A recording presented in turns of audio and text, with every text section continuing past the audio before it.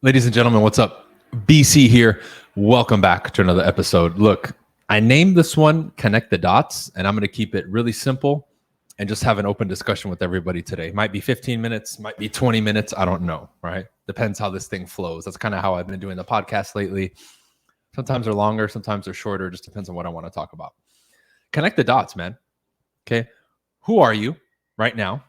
Where are you at? What's the priority and or focus in your life? What do you want to improve personally, financially, spiritually, emotionally, whatever, family wise, business wise? And what is it going to take to get there? Connect the dots. Nothing that we do, unless we're an individual who's inventing something new, has to walk a path or do something that has not been accomplished. Human development, accomplished. You becoming a better speaker, accomplished. More confidence, right? More money, all that stuff. That's not new. There's nothing revolutionary about it. So why am I saying that? Because instead of focusing on that, right, and then implementing what we need to implement, we get caught up in fluff. Well, this one guy says he has the secret magic bullet for this, and you fall for that bullshit, even though you know deep down inside it doesn't work. Okay. I look at what I did, right? Let's look at basketball, or let's even look at my most recent within the last 10 years, my real estate career. I wanted to be the best. Therefore, what do the best do? They work their ass off, right? They align themselves with the best to help them, and they work tirelessly day in and day out. That's what I did, right? Even before I got my fucking real estate license, I got a real estate coach. Okay. And when you make those decisions, all the issues that come up, don't have time, don't have money, all that shit goes underneath the bridge because you will figure it out when you're that committed. You can't skip that. Just like putting in the work, you can't skip that. You can't skip that you need to be the first one to come to the office and the last one to leave. And, you know, if it's expected that you talk to 30 people every day in your business, that you talk to 40 or 50 or 60 or 80 or 100, you can't, right? So when I say connect the dots, it's not to piss people off. It's like, dude, all you need to do is observe, connect the dots and say, okay, this is what I need to do. I wanted to reach what I consider the epitome of health. And I started researching more and following the lifestyle. And aside from like recently, I've been having issues, right? Which I'm correcting at the moment. Man, I've had a fucking super clean bill of health. I still do. This is just some little bullshit, right? Getting a little bit of, it's pretty much gone now, but a little bit of redness on my skin, right? That's it. That's the one issue I've had in the last probably 15 years in regards to health. No sickness, didn't get the C word, right? I still right now have a tremendously high sex drive, and I'm about to be 37 years old. Energy through the roof, sleep like a baby, digestion on point. Aside from this, my skin has been fucking flawless. But I'm doing what I need to do. People are, oh man, you live so extreme. It's not extreme to me, dude. It's not extreme to me at all. But I strove and said, I want to reach the epitome of health and longevity and performance. Because let's not even talk about physical performance. I'm still performing like a motherfucker. You guys see me doing the calisthenics. I'm making tremendous progress. And based on their standards, I'm not the right person for it. I should be getting slow or little to no results. Why? Because I'm tall. I have long ass legs that are thick because I'm a sprinter, right? And I'm explosive. I'm older, right? About to be 37. Most people who do great in gymnastics and calisthenics are really young. So my recovery time is supposed to take longer, right? So all the joint angles, the levers are longer. Like everything is working against me, and I'm still crushing that shit. Now, again, am I superhuman and special? No.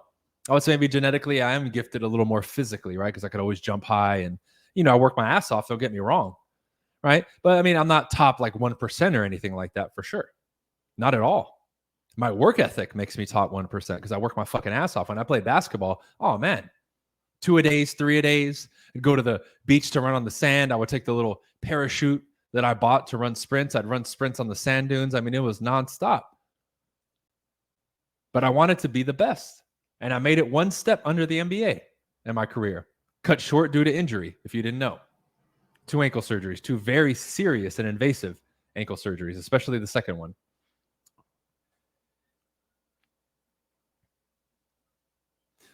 But again, you got to connect the dots, dude.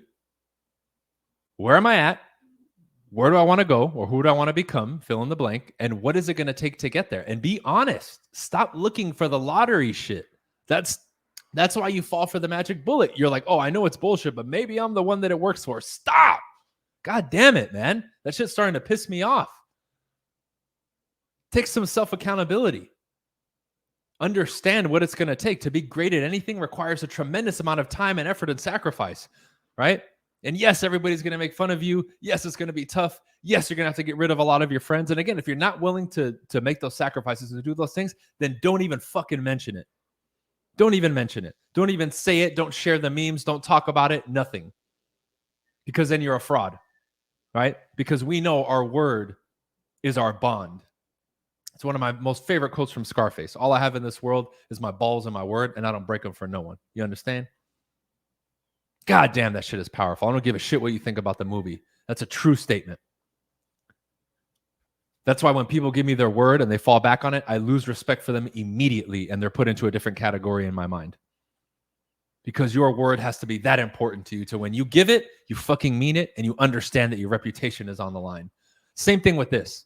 I'm not going to say that I'm going to do something or commit to something unless I'm going to do it. That's the vibration and frequency and flow and connecting the dots of somebody who's accomplishing things, who's getting ahead, who's powerful, who's confident, who's getting things done, who's a figure of authority in their field. That's what I'm talking about. This isn't about right or wrong, right? This is about doing what you need to do. But what will you do? This information that you gather or that maybe you hear from me, you will weigh incorrectly and erroneously. You will weigh it evenly to what somebody next to you tells you in your family or a friend who isn't qualified to tell you shit about anything. Well, Brian, and this book said this, but my friend said, I can't do entrepreneurship because the failure rate's too high. And you'll evenly weigh the information, dude. Connect the dots. Us on this side didn't listen to those people, even though initially we did. We had to stop. We had to change our behaviors in order to walk this path and be successful on this path. Understand that. Connect the dots. Now, am I saying it's easy? No, it's simple, but it's not easy. It's for sure not easy. It will test you. It will bend you and break you in more ways than you thought. Remember, my first year in real estate, I broke down in tears 3 times. 3 times. Grown-ass man, masculine fucking man, broke down in tears 3 fucking times in 12 months. It's a lot. Most people can't even admit if you break down in tears, you're soft. Bullshit. Every man cries. Even Tupac said it, when thugs cry, right? Nah, dude, we cry. Now, I don't cry and sob and complain in front of people, but in my private moments, I cried. Of course. Everybody cries. That's not a sign of weakness. You have to. Because if you don't bottle up, or if you don't release those emotions, you bottle them up and then you explode like some of these weirdos that do weird shit. They turn into rapists and killers and fucking all this, serial killers and all this madness.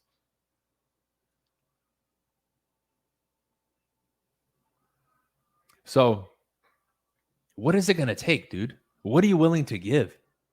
Because I'm even getting to a point now where I'm very particular about even the people who are going to pay me that I'm going to coach.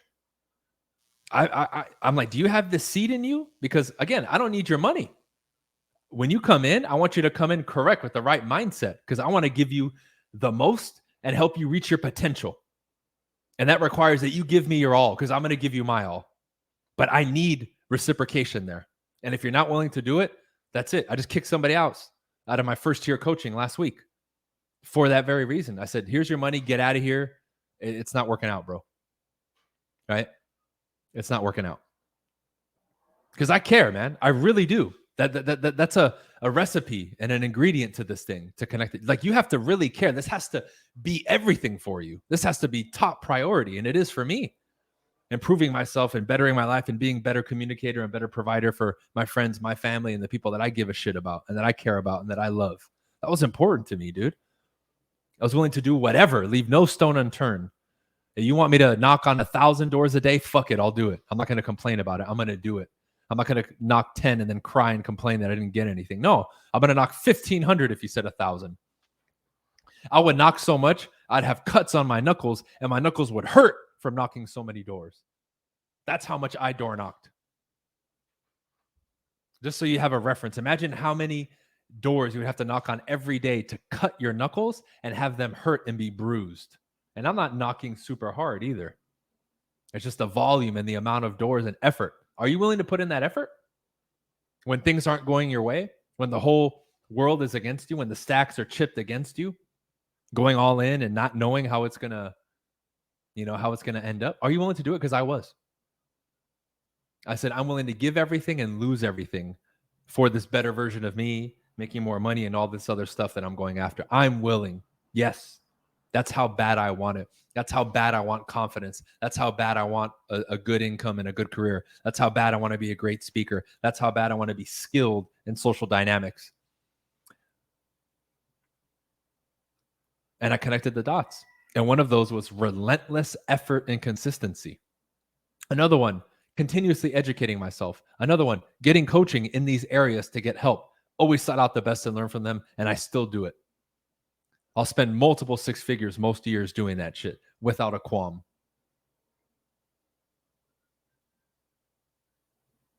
Making necessary sacrifices, willing to do it, right?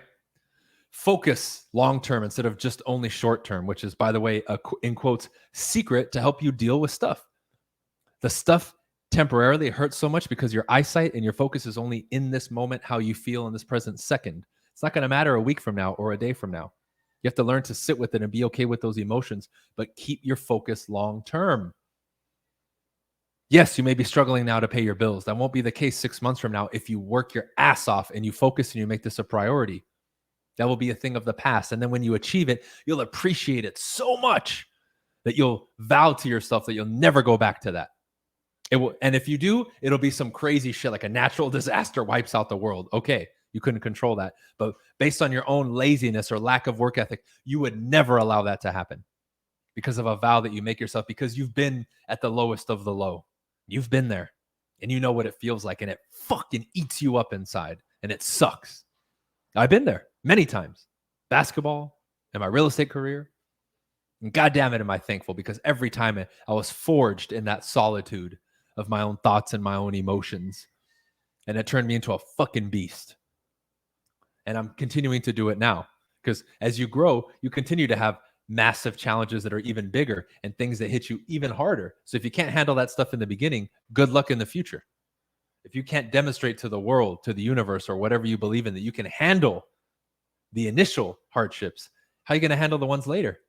You're going to have investment issues, financial issues, and challenges in the future. They're just going to be of bigger magnitude and bigger consequence. That's the only thing that changes. The plate doesn't, get emptier. The plate gets more full because you can handle more, because you've developed, right?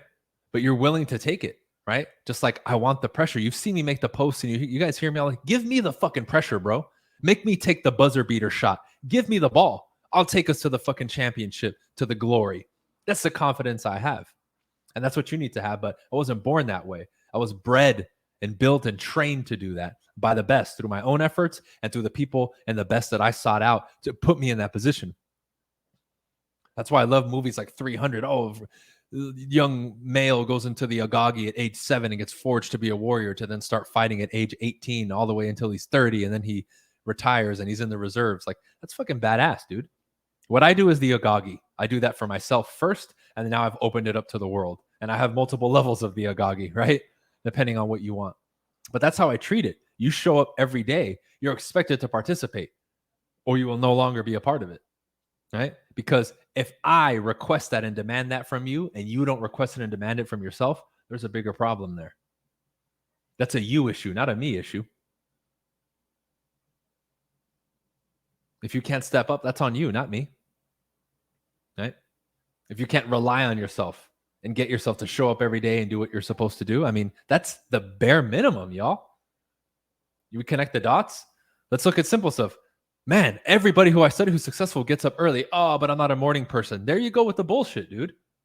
Are you going to connect the dots and do what you need to do? Or are you going to try to find that one person who doesn't wake up early? Well, they don't wake up early. Why are you resisting the information in the blueprint? That's not connecting the dots. That's entitlement. That's you thinking you know better. That's you getting in your own way. A recipe for disaster and everything ass backwards. Yet we do this with everything. Use this script. Well, I'm not a script. I don't like it. Bro, who are you to even question it? You're a rookie. You're an amateur. You're nothing in this game. Be quiet, listen, observe, learn, apply. That's it. That's the attitude that I took. And it worked because look now. Yet somebody will come in and question what the teacher says, even though they voluntarily showed up and said, I want this to be my teacher. I mean, unfucking real, guys. Wow. I mean, look at the comments section on YouTube videos where maybe a certified instructor, right? I'm not talking about the people who are fake. A certified instructor gives a lesson, and then everybody's trying to, it's like, dude, who the fuck are you, random person in the comment section, to give your opinion? Like, are you serious? You know more than them? Random person? Okay, why don't you teach? I mean, you see? That's the frequency of a hater, a nobody, a loser, failure, not making money, living at home with mom in her fucking basement, right? Like, understand these things, guys. And what is your attention on? What are you focused on? What are you putting your time and effort into? What are you resisting, right? These are all things you need to observe, become aware of, and fix. The formula is simple. It's been revealed. There's nothing new. There's no secrets. Do what you need to do to improve in the areas that you want to improve. Simply connect the dots and get into action. And that's it. And block out everything else. Social media, for the most part, has become a distraction for most of you. I mean, seriously, fuck, how much time do you spend scrolling? And then you wonder why your head's full of negative shit. It's all you see on your feed, dude. Every time I log on YouTube, they recommend the politics and the news and the C word. And I click, never recommend this again, get it off my feed. And I still see it every fucking day. There's a reason they put that.